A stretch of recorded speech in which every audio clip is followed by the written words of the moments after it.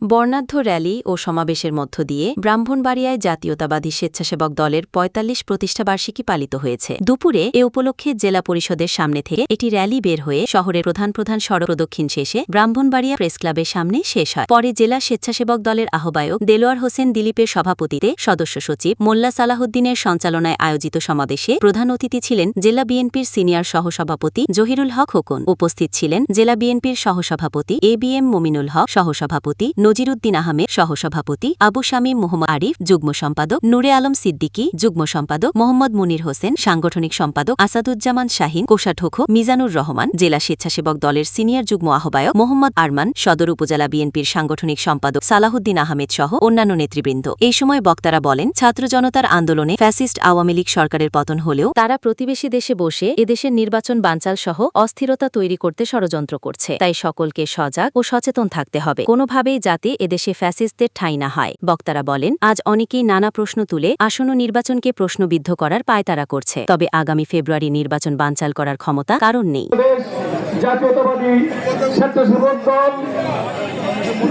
আপনাদের প্রচুর আহ্বান থাকবেন।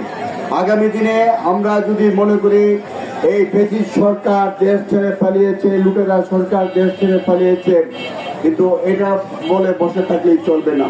তাদের ষড়যন্ত্র বন্ধ নেই, তাদের ষড়যন্ত্র দুটো এখনো চালু আছেন।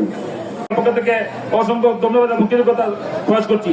পাশাপাশি আমি বলতে চাই